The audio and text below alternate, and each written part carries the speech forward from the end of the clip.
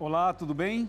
Seja muito bem-vindo ao Arena de hoje. É um prazer ter você conosco. Esse é o seu programa, é o nosso programa, é o programa da família, é o programa do estudo bíblico e também das decisões. Essa é a nova temporada chamada justamente Decisões. Uma pergunta: todo caminho leva a Deus? Já ouviu isso? Isso é verdade ou é mentira? Mais uma perguntinha: se só um caminho leva a Deus, qual é esse caminho? E se todos os caminhos levam a Deus, qual o motivo de pregar o Evangelho? Se todo caminho leva a Deus, não precisa pregar o Evangelho. Cada um fica no seu caminho e está tudo certo. E aí, o que você acha? E como você me explicaria Provérbios 14, verso 12? E como você explicaria para mim Apocalipse 18, verso 4? E como você explicaria para mim Tiago 2, de 10 a 13? Sabe o que está escrito em tudo isso na Bíblia, nessas passagens? Fica ligado, você vai saber o que a Bíblia Sagrada fala nesses versos e também em outros versos. Dois caminhos, só uma decisão. Esse é o tema de hoje. Prepare o seu coração.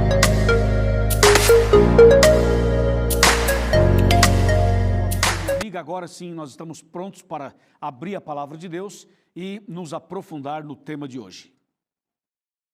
Pegue uma caneta, pegue o seu caderno, o seu papel, ou o seu celular, ou o seu computador, para anotar os textos e também as explicações que teremos hoje. Dois caminhos, uma só decisão. Vamos começar então lendo o que está escrito em Provérbios, no capítulo 14, versículo 12, que eu mencionei logo na abertura. Provérbios 14, verso 12, fala assim: olha só. Há caminho que ao homem parece direito, mas ao cabo dá em caminhos de morte. E aí? O que você pensa sobre isso? Há caminho que ao homem parece direito, parece certo, parece correto, mas no final é o caminho de morte. Já imaginou você passar a vida inteira num caminho e chegar lá no final e descobrir que o caminho não te leva para o céu? Que você foi enganado? Que você estava equivocado? Que você estava totalmente no caminho errado? Então é o seguinte, para que isso não aconteça, fique ligado no programa de hoje, fique ligado no tema de hoje e você com certeza vai entender melhor essa palavra, vai entender melhor o significado e vai conseguir tomar importantes decisões. Outro texto que eu mencionei no começo, e quero ler já agora para ampliar o nosso diálogo e aumentar a expectativa, é o que está aqui em Apocalipse 18, verso 4. Olha esse texto, 18, 4, fala assim, ó. Ouvi outra voz do céu dizendo: retirai-vos dela, povo meu, para não serdes cúmplices em seus pecados e para não participardes dos seus flagelos. Você vê que esse texto, ele fala assim: sai dela, povo meu. Ora, se o texto fala sai dela, povo meu, significa que existem caminhos errados que o povo de Deus se encontra muitas vezes. Então Deus está falando assim: povo meu, sai dela, sai do erro, sai do caminho errado, sai da igreja errada, sai do lugar errado e vem para cá. Então entenda, esse texto, entre outras coisas, está nos dizendo que nem todo caminho, que nem toda igreja é confiável, é correto ou correta. Por isso fala, sai dela, povo meu. Então existe o caminho certo e existe o caminho errado. E a pessoa que está no caminho errado precisa ser humilde, sincero, para reconhecer, sair e andar no caminho certo. É isso. Concorda comigo ou não? Agora, a Bíblia Sagrada é muito clara em todos os detalhes. Todos.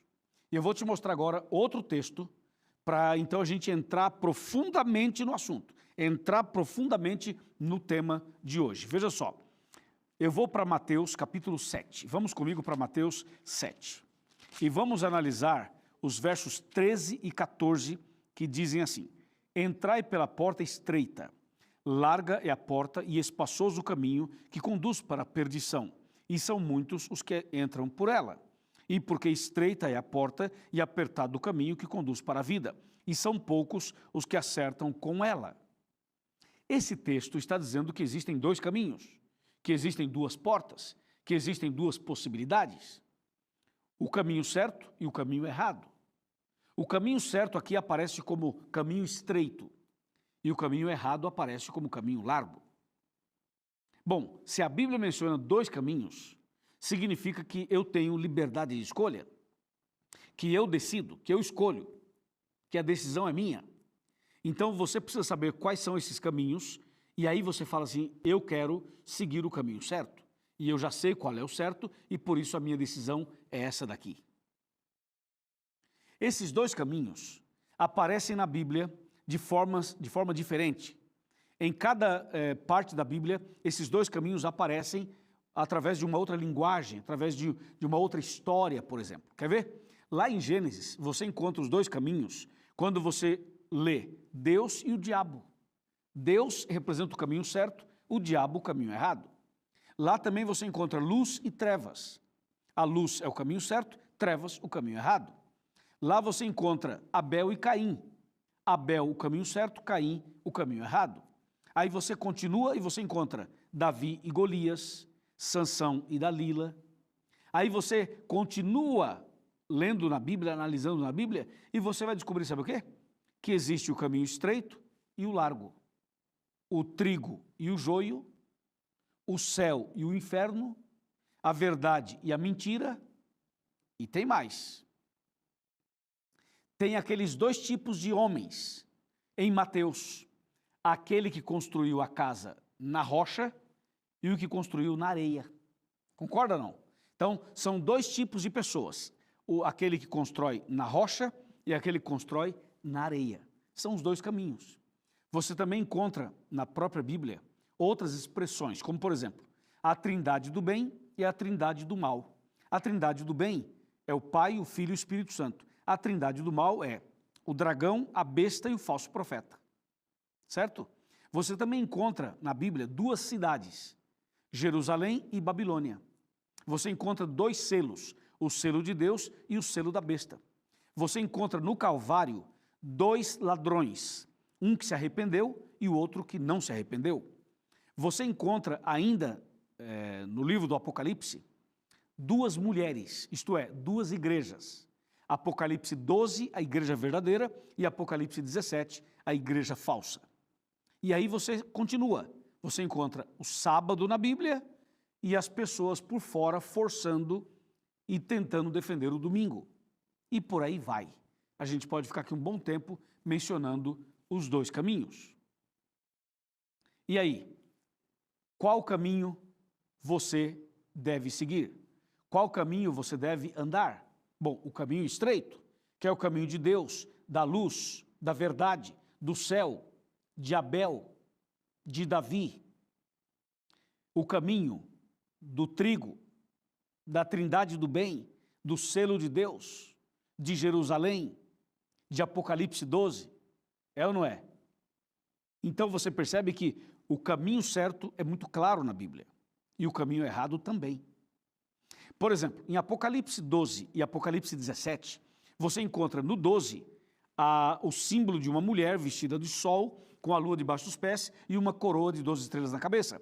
Essa descrição é para revelar a igreja verdadeira, aquela que guarda os mandamentos de Deus. Apocalipse 12, verso 17. Quando você vai para o capítulo 17 do Apocalipse, você encontra uma mulher prostituta, que representa a igreja falsa. Então você encontra dois tipos de igrejas: a igreja que guarda os 10 mandamentos e a igreja que não guarda, não aceita e ainda diz que os 10 mandamentos foram abolidos. São os dois caminhos: o caminho da obediência e o caminho da rebeldia, da transgressão, da desobediência. Entendeu? E finalmente, a palavra de Deus diz que quando Jesus voltar, a humanidade vai estar dividida em dois grupos: o grupo dos salvos e o grupo dos perdidos. E aí, em qual dos dois você gostaria de estar? No caminho dos salvos ou dos perdidos? Eu já fiz a minha escolha, eu já tomei minha decisão, eu quero estar do lado dos salvos e não dos perdidos. Só que para estar lá, naquele dia, do lado dos salvos, é preciso dia a dia tomar decisões, cada dia confirmar as decisões que nós precisamos tomá-las para que estejamos do lado certo. Então agora eu chamo a sua atenção para um texto bíblico, que é o texto principal do tema de hoje. Vamos para o Evangelho de Mateus, no capítulo 25, e a partir do versículo 31. Olha só, Mateus, capítulo 25, a partir do verso 31, que diz assim: Quando vier o Filho do Homem na sua majestade, e todos os anjos com ele, então se assentará no trono da sua glória, e todas as nações serão reunidas em sua presença, e ele separará uns dos outros, como o pastor separa dos cabritos as ovelhas, e porá as ovelhas à sua direita, mas os cabritos à sua esquerda. Então dirá o rei aos que estiverem à sua direita: Vinde benditos de meu Pai, entrai na posse do reino que vos está preparado desde a fundação do mundo. Agora, verso 41. Então o rei dirá também aos que estiverem à sua esquerda: Apartai-vos de mim, malditos, para o fogo eterno, preparado para o diabo e para os seus anjos. Bom, diante dessa leitura, cabe agora uma explicação para você entender e saber finalmente qual é a sua posição no tema de hoje. Jesus em breve voltará. E quando Jesus voltar, ele virá nas nuvens dos céus. E de acordo com Apocalipse 1, verso 7, todo olho verá. E de acordo com Mateus 24, 30 e 31, Jesus virá com os anjos, e os anjos virão tocando trombetas. Vai ser, portanto, um dia extraordinário. A volta de Cristo será literal, será visível, será audível e será um espetáculo. Assim Jesus virá para nos buscar, e esse dia está muito perto. A Bíblia diz que no dia da volta de Cristo haverá ressurreição. Os que morreram em Cristo ressuscitarão primeiro. De acordo com 1 Tessalonicenses 4, 16 e 17, os que morreram em Cristo, os que morreram salvos, serão ressuscitados naquele dia e serão levados para os céus. A volta de Cristo será um ponto final na história da humanidade. A volta de Cristo definirá tudo. Os fiéis serão levados para os céus e os infiéis ficarão mortos no pó da terra e o diabo ficará preso durante 1000 anos. Aí nós iremos para os céus. Amém? Eu digo nós porque eu tenho essa fé, estou me preparando para isso, e você também, é ou não é? Então nós iremos para o céu com Jesus, passaremos 1000 anos no céu, de acordo com Apocalipse 20. Depois de 1000 anos, atenção, depois de 1000 anos, vai descer do céu, aqui na terra, o próprio Senhor Jesus. Ele vai descer depois do milênio e vai colocar os pés sobre o Monte das Oliveiras, de acordo com Zacarias 14, verso 4. Aí a montanha, o Monte das Oliveiras, vai se fender ao meio e a Cidade Santa vai descer ali em seguida. Jesus desce, coloca o pé e depois a Cidade Santa desce e os salvos também descerão ali. Isso tudo depois do milênio, certo? Então Jesus vai ressuscitar todos os ímpios. E essa cena será uma cena emocionante, porque pela primeira vez na história da humanidade, Jesus vai ter diante de si todo ser humano vivo ao mesmo tempo. Dentro da Cidade Santa, ou do lado da Cidade Santa, estarão os salvos, e do lado de fora estarão os perdidos. Mais uma vez, os dois grupos, os dois caminhos, os que andaram no caminho estreito e os que andaram no caminho largo. Ou seja, os salvos e os perdidos, os que aceitaram Jesus e os que não aceitaram. Então Jesus vai se posicionar ali depois do milênio e Jesus vai dar a sentença final para os dois grupos. Presta atenção nesse detalhe. Então Jesus vai conceder aos ímpios, aos perdidos, depois do milênio, a oportunidade de que eles saibam o porquê estão perdidos.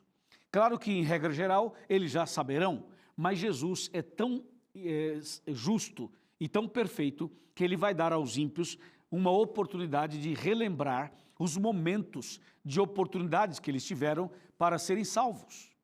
Deu para você entender ou não? Então, cada pessoa perdida vai poder assistir como se fosse o filme da própria vida. Ou seja, a história de cada um vai passar em revista diante dele mesmo. E cada pessoa que perderá a salvação vai relembrar as chances, as oportunidades que tiveram, que Deus lhes deu. Inclusive, se alguém que está me assistindo agora perder a salvação, se você perder a sua salvação, Essa cena aqui do arena, tá vendo a cena aqui? Tá vendo? Eu aqui com a Bíblia na mão, falando com você. Essa cena vai aparecer no teu filme. Se você perder a salvação, você vai ver essa cena, você vai me ver pregando no teu filme. E você vai dizer assim, eu assisti o Arena, o pastor Luiz pregou para mim, ele me fez o convite, era para eu tomar a decisão, e eu não aceitei, eu não quis. Por que eu não quis? Agora é tarde demais. Então, todos os ímpios, todos os perdidos vão relembrar as oportunidades que tiveram, as chances, a hora em que alguém convidou você, ofereceu o estudo bíblico, lhe chamou para o batismo, lhe chamou para a oração, lhe chamou para a igreja, lhe fez um convite, um desafio, e você não quis, não quis, não quis, não quis, e não quis.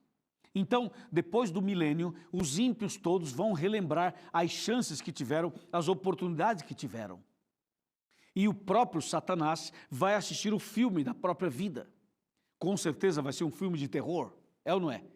Porque o diabo também vai relembrar as oportunidades que Deus lhe concedeu e ele não quis, não quis, não quis, se rebelou e finalmente tornou-se o diabo. Você entendeu? Então, depois que todos os ímpios relembrarem os momentos de oportunidade que tiveram, vai acontecer uma cena emocionante. Conforme está em Filipenses 2, de 9 a 11, diz a Bíblia que todo joelho se dobrará e toda língua confessará. E todos reconhecerão que Deus é amor, que Deus é justo e que eles estão se perdendo por uma escolha que fizeram. Vai ser um momento muito forte, de profunda emoção e comoção. Entendeu? E em seguida, Jesus então vai dar a sentença final. Aí vai se cumprir o texto que eu li. Vamos ler de novo. Abra sua Bíblia comigo em São Mateus, capítulo 25. Olha só, Mateus 25, verso 34. Olha o que Jesus vai dizer. Então dirá o rei aos que estiverem à sua direita: vinde, benditos de meu Pai, entrai na posse do reino que vos está preparado desde a fundação do mundo. Oh, meu amigo, isso é incrível, isso é maravilhoso. Eu amo essas palavras, eu amo pensar nisso. Eu quero ouvir isso de Jesus. Eu quero ouvir de Jesus dizendo: vinde, benditos de meu Pai, vinde, Luiz, vinde. Recebei por herança o reino que está preparado para você desde a fundação do mundo. Quem está comigo? Levanta a mão. Quem está comigo? Levanta a mão. Você está comigo, não está? Você também quer ouvir de Jesus essas palavras, sim ou não? Claro que você quer. Então, a palavra de Deus é clara ao dizer o seguinte, que você e eu precisamos hoje fazer uma escolha, hoje tomar uma decisão, hoje aqui. Porque amanhã, no futuro, pode ser tarde demais e pode nem chegar. Por isso, eu quero convidar você para ouvir essas palavras de Jesus. Se você não ouvi-las, você vai acabar ouvindo a outra. E a outra é a que está aqui, ó, Mateus 25, verso 41. O texto bíblico diz assim: então o rei dirá também aos que estiverem à sua esquerda: apartai-vos de mim, malditos, para o fogo eterno, preparado para o diabo e para os seus anjos. Isso é incrível, né? Extremamente forte.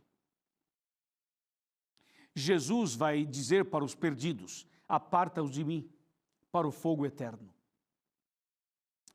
Eu criei vocês, eu amei vocês, eu morri por vocês, eu ressuscitei por vocês, eu intercedi por vocês, eu voltei para buscar vocês, mas vocês não me aceitaram, vocês não me quiseram, então agora é tarde demais, apartai-vos de mim.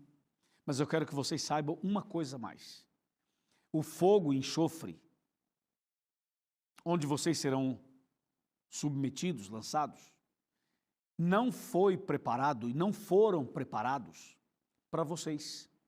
O fogo e enxofre foram preparados para o diabo e para os seus anjos, não para vocês.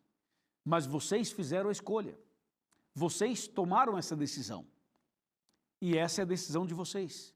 Por isso, aparta de mim, apartai-vos de mim. Vai ser dramático, emocionante e triste, porque a Bíblia diz que esse é um ato estranho para Deus, é uma obra estranha de Deus, que Deus não gostaria de fazer isso, mas infelizmente terá que fazê-lo. Porque lembra que desde o primeiro programa desta série eu falei sobre o livre-arbítrio, sobre a liberdade que temos de escolha, que a gente escolhe, que a gente decide. A gente é que fala, eu quero isso ou eu quero aquilo. Nós temos a liberdade de escolha, mas cada escolha tem as suas consequências. Cada decisão tem as suas consequências.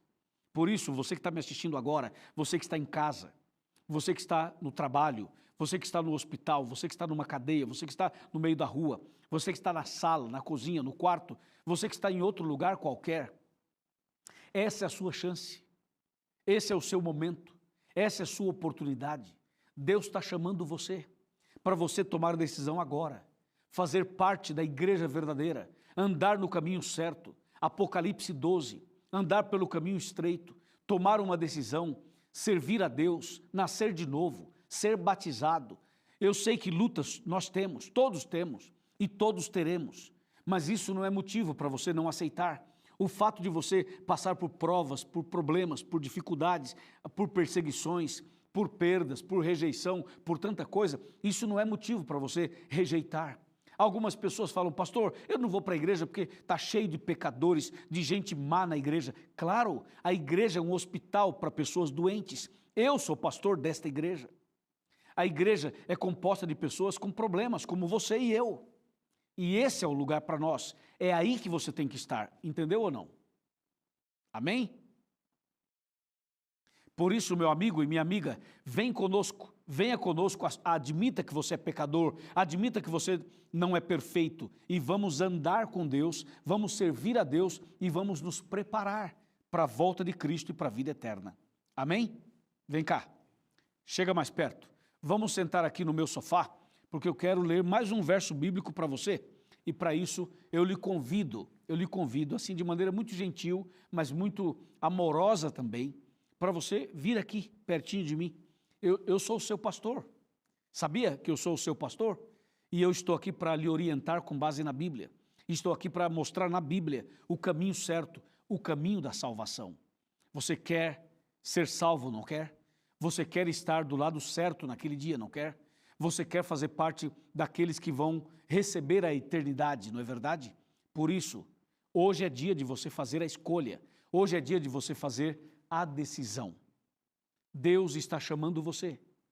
Amém?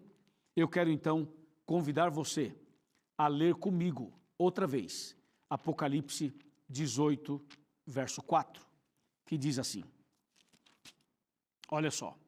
Ouvi outra voz do céu dizendo: retirai-vos dela, povo meu, para que não sejas cúmplices em seus pecados e para não participardes dos seus flagelos. Entendeu? O chamado de Deus é para você. Você talvez seja uma pessoa religiosa e talvez frequente uma igreja.